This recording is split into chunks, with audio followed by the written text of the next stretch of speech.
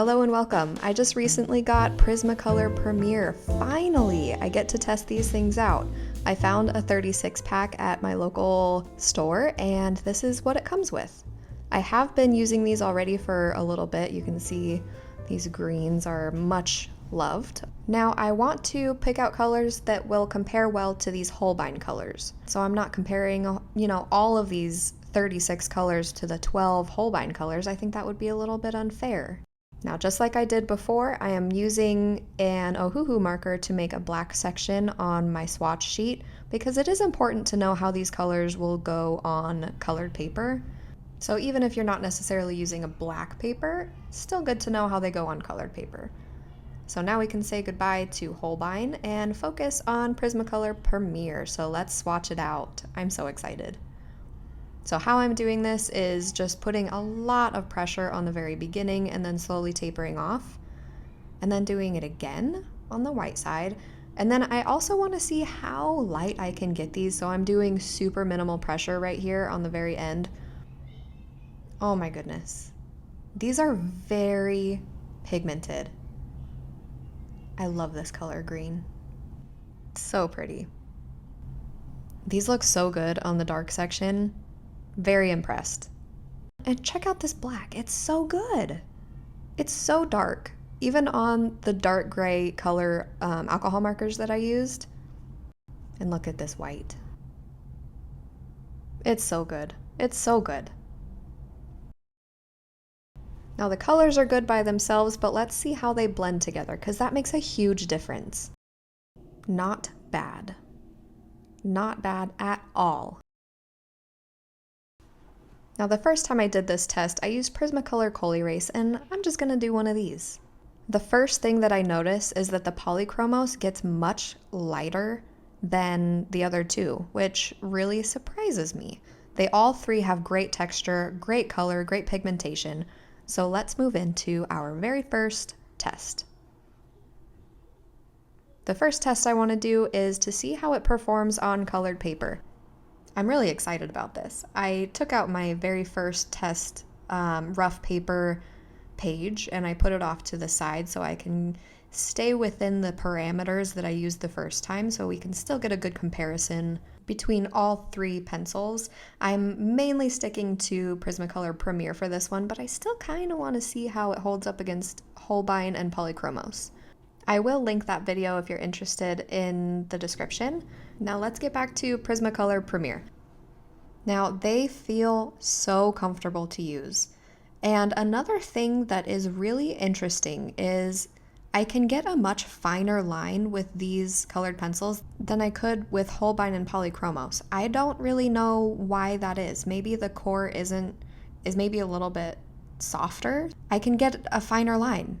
A sharper point, I suppose, is another way to say that. I love doing some of these, making the points of the hands and feet darker. It makes them feel extra pointy and deadly. Even though this guy is so innocent looking and very timid, he could still kind of do some damage if you back him into a corner, and I love that about him. I do want to add another set of arms. Yes, and this is making him look 25% more timid. Because ultimately, the more timid you look, the less people will expect that you could actually do some damage. So it's a tiny little superpower, I suppose, of this little beetle dude. Pill bug? Potato bug? What do you call them? I grew up calling them roly-polies. I don't know that I was intending for this to be a roly-poly, but hey, here he is. My little comfort fellow. And I'm really excited to be drawing him.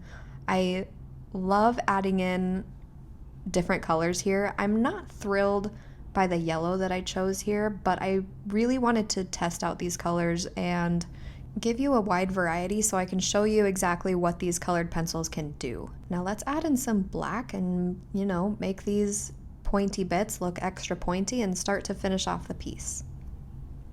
Now I am all over the place with this sketch. This is my warm-up, my first sketch of the day, and it really shows. But I am testing out exactly what these pencils can do so that I can apply it into my next drawing. So hey, sketches are really important still. As I do this head, it became really apparent how well they layer together, so I'm excited to use that in the future when I do my next tests. Let's see how it smudges. Does it come off on my finger? Yeah, a little bit. Now let's smudge up the page and yeah. So now let's compare it to the other two. Let's do one of these. So here's Holbein, Prismacolor Premier, and then Polychromos on the right. Now up close, this is what they look like. So up close, you can see that Prismacolor Premier has a lot of texture. The Holbein and Polychromos also had a lot of texture at this point, but then I used colorless blender to blend it out.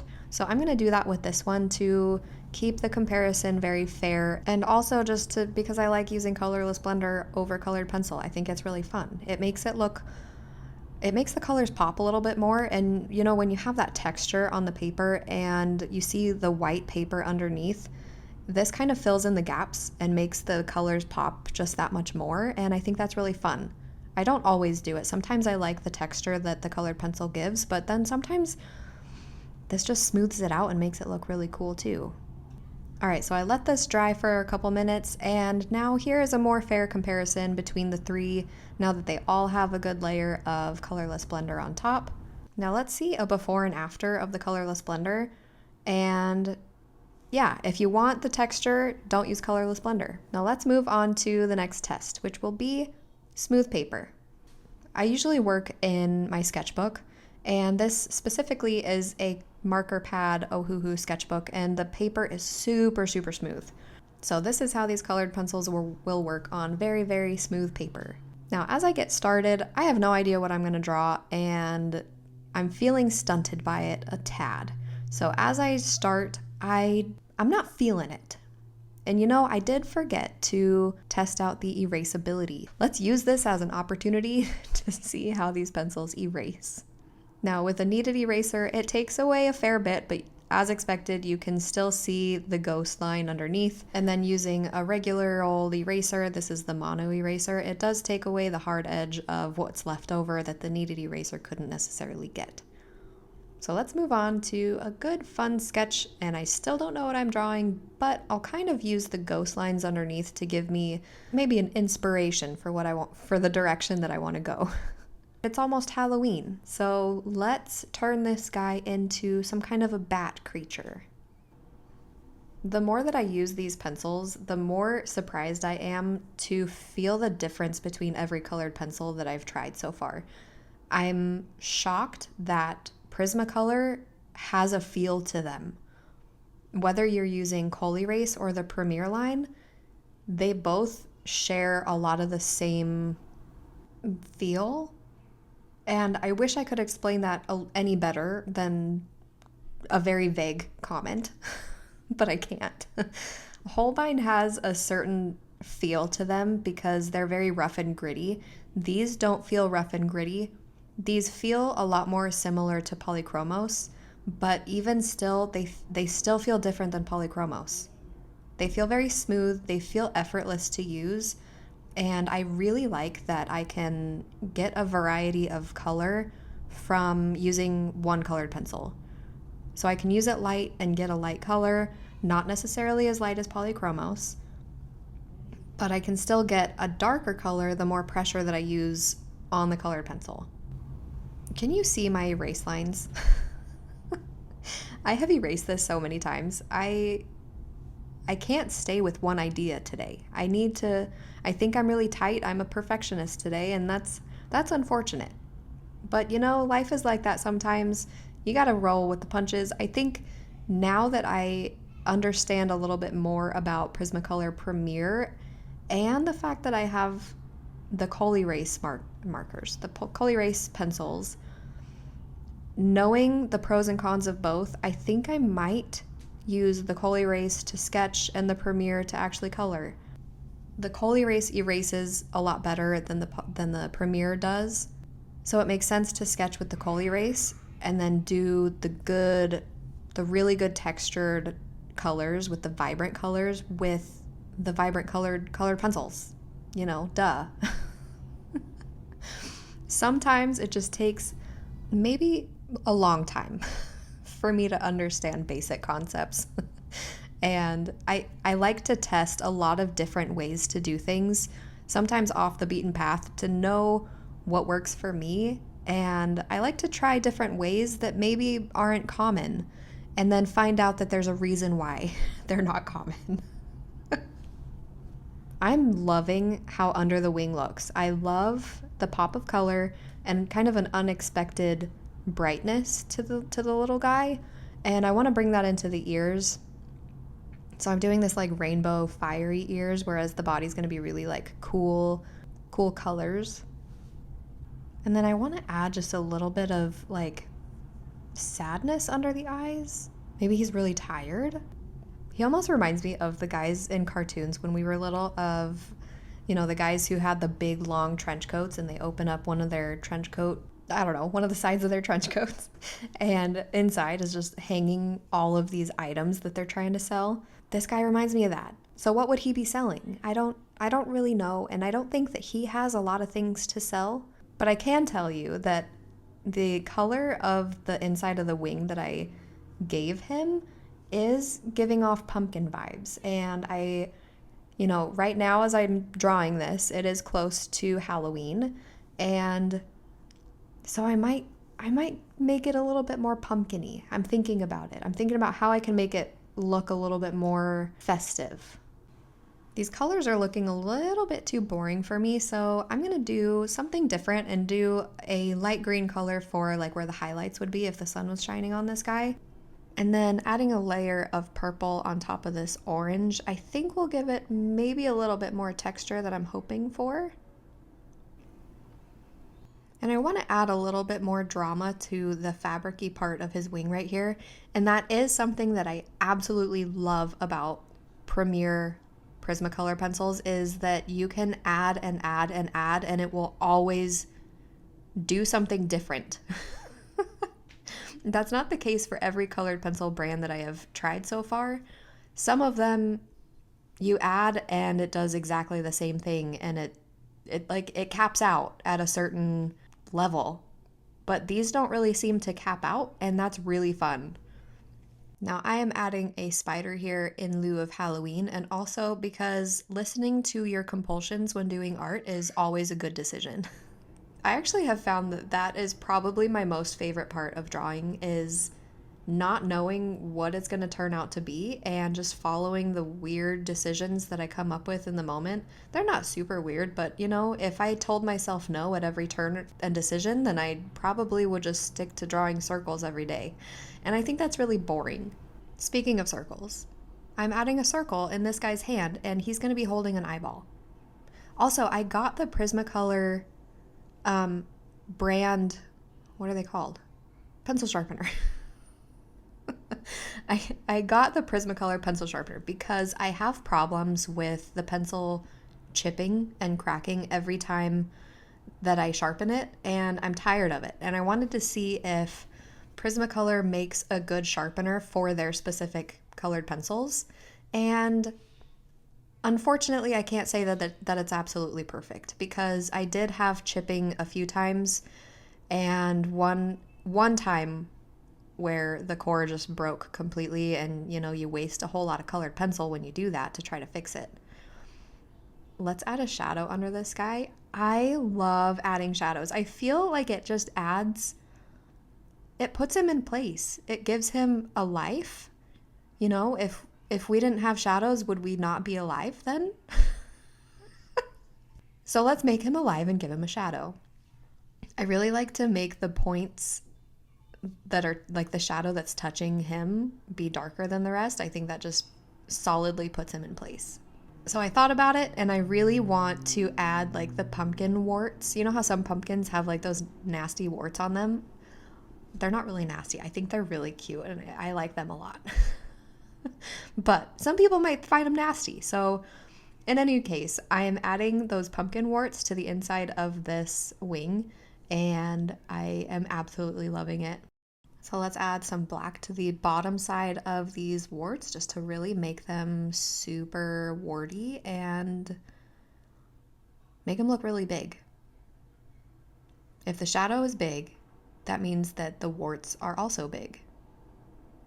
If there was no shadow, it means that they're not really jumping off the page. So we want these warts to look really nasty. So I think I'm done for now. I will probably tinker with this drawing a lot later, but for now, let's be done and move on to the next test, which will be adding alcohol marker to the marker pad and then adding colored pencil on top of that. So let's just see what happens. I'm feeling inspired by the inside of the wing that we drew earlier, and I'm drawing just a pumpkin. I'm not ready to let go of the pumpkin theme, so here we go, pumpkin. I really like to stay loose with the alcohol marker, but I find that it is really helpful to do as much as you can with the alcohol marker before you start with the drawing. The better foundation that you give yourself, the easier it's going to be to fill in with your pencil. So that's what I'm doing here. I gave it a really funky shape because I think it's really fun to see pumpkins that look not perfect. If everything was perfect in life, how boring would that be? So let's make it... Oh, I forgot something here. I forgot the stem.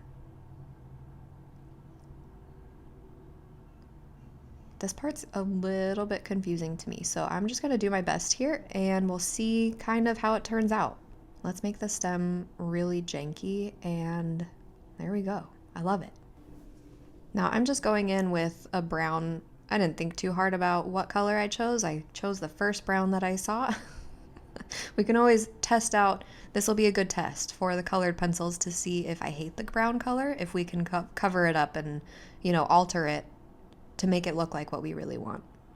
So this is the part that was confusing. I'm going to figure out, I think what makes the most sense is to have this little piece be crooked, and then we'll work around that. There we go. Yes. So let's add just a layer of red on the bottom just to establish, some good warmth. And then we can go in a little bit more crazy with the colors after this. Let's start off with a layer of blue on the bottom for the shadow, because I think that blue for the shadows looks just really cool. It makes it look a little bit like it's glowing, and I think that's a really cool effect. Blend it out with some green, some yellow on the top to establish the highlight. And I'm picturing that the light source is coming from the top left. So let's add some, let's make that consistent. And then I absolutely love using a dark blue to like give the shadows some more dimension. Look at that. Ooh.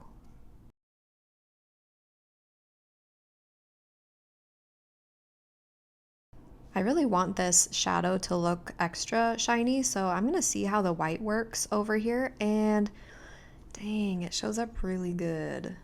And I'm noticing that it's blending a lot with the blue that I put on earlier, so that's interesting. How does it work on the yellow? Yeah, this white is awesome. Now pumpkins, I really like when they have like the striations all the way up and down. So I'm just gonna add really loose lines up and down and just kind of make it look messy. So I'm feeling like we're almost done with this pumpkin. I'm going in with my black now just to add some line work. And then I really like to add the line a little bit thicker where like two lines come together. I think it looks really cool. So that's kind of what I'm focusing on the most right now. This crack needs to be much deeper. I forgot about the stem again. What is it about the stem that I just cannot remember anything? One thing that I really had to learn about pumpkin stems is that it's not just like a cylinder that goes straight into a circle. Like it has a lot of twists and turns and grooves and bumps. And once I realized that, I feel like my pumpkin game went up 10 notches. So that makes me feel good. I really want to do something, but I don't know if I should. Should I follow my compulsions, or should I just let it be just a really cool pumpkin? I'm the only one holding me back here. You know, I'm never gonna regret doing what I want. So here we go. I am turning this pumpkin into a hat, and it's gonna be a little dude. It's gonna be the top part of his head. I don't know if it's a hat or maybe just his head. So these are his eyes. Let's make them really groovy. I already love this so much. Now let's draw his head now. Oh, that's way too big. I picture him to be just like a really cute little dude, like a baby kind of little dude. So let's give him big cheeks, a little tiny chin, and he's gonna be just a really tired fella. I'm immediately so excited about this, and I'm ditching the 12 pencils, and I want to see what these pencils can actually do if I give the full 36 pencils a shot. So let's do it. Let's use every pencil that we can. Let's give him really tired eyes. Huge bags. I had to sharpen my pencil for this part to get this bag to look really precise. And let's give him just a grumpy mouth. I find that adding really deep lines to the outer part of the mouth is really all you need to focus on. You know, and why wouldn't this guy be a little grumpy? He looks so tired, so exhausted, probably from having this pumpkin glued onto his head. If I had a pumpkin for a head, I would probably be really tired all the time too. Hopefully he has a brain inside of it instead of that goo. So I just remembered the effect that the white had when I put it over the blue, and I want to see what happens if I try to smooth out this skin tone with a white colored pencil on top of it and see if it kind of makes it a little less textured and more smooth.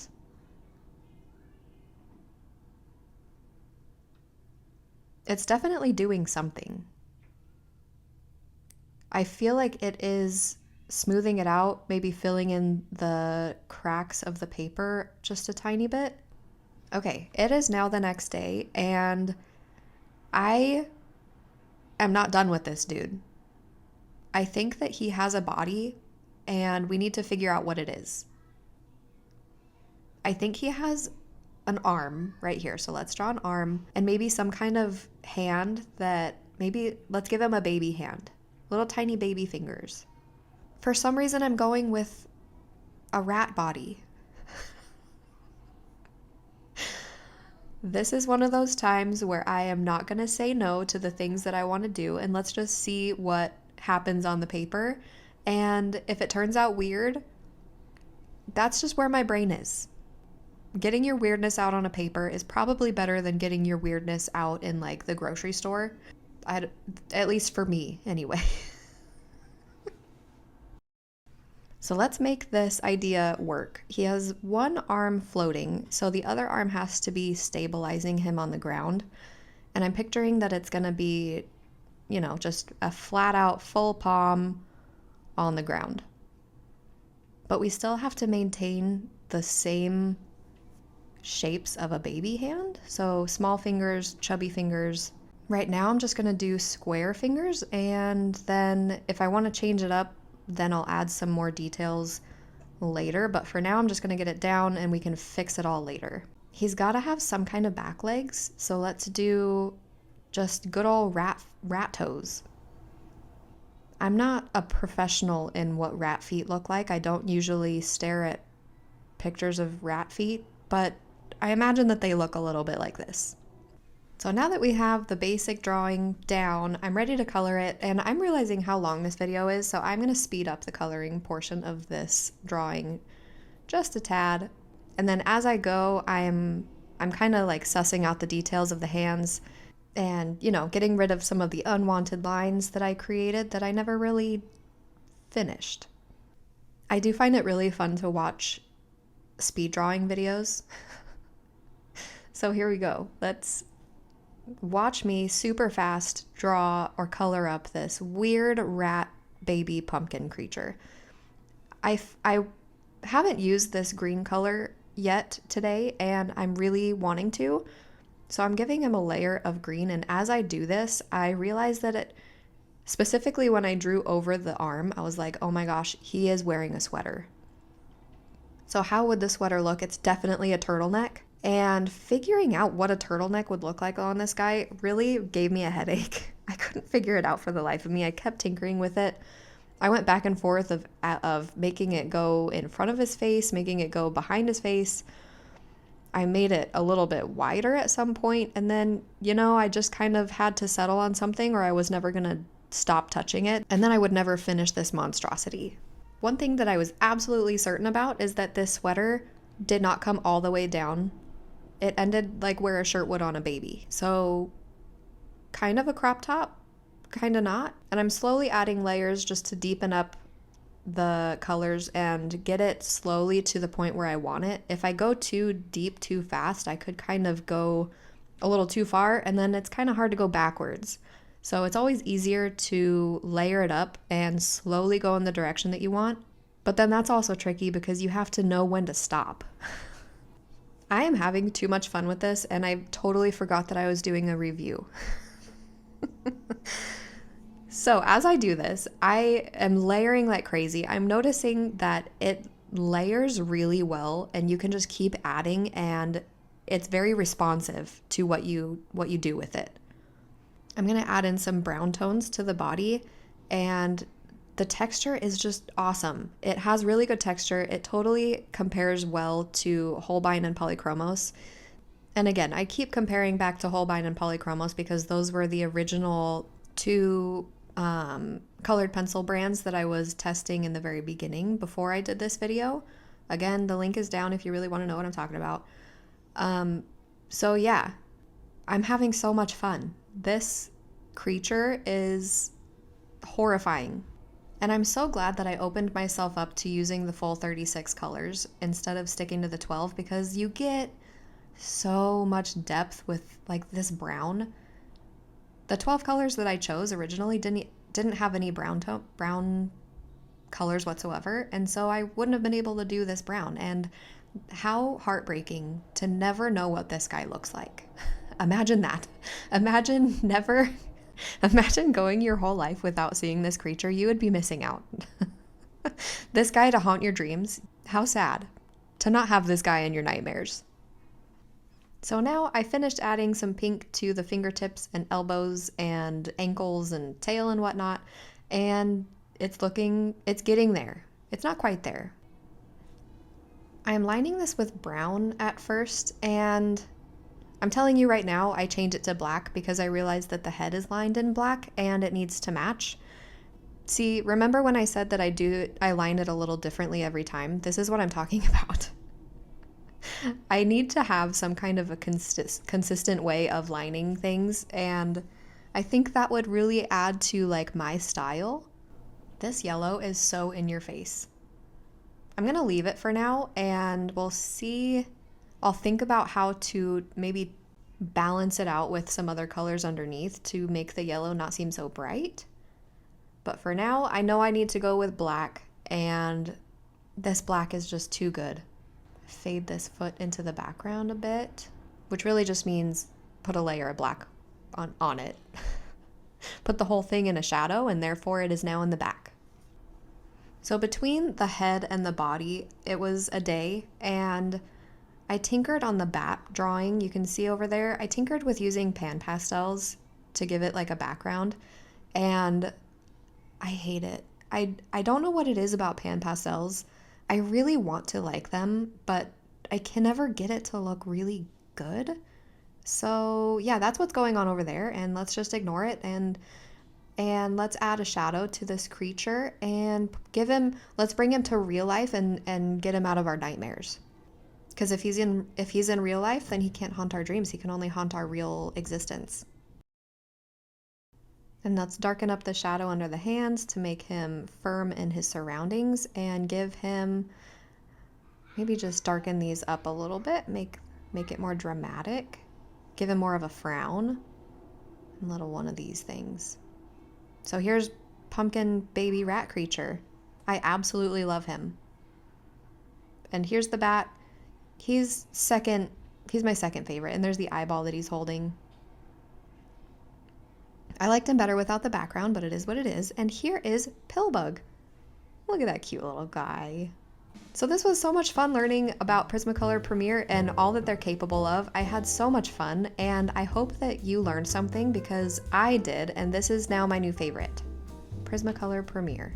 There are so many pros to these pencils. They layer well, they blend beautifully, their color pigment is fantastic, their blacks and whites are good, and ultimately you can't go wrong. The only con I would say is that they don't get maybe as light as Polychromos, but I don't necessarily know that that's maybe a bad thing. That's for you to decide. So for now, I hope Pumpkin Baby Rat stays out of your reality, and I'll see you next time.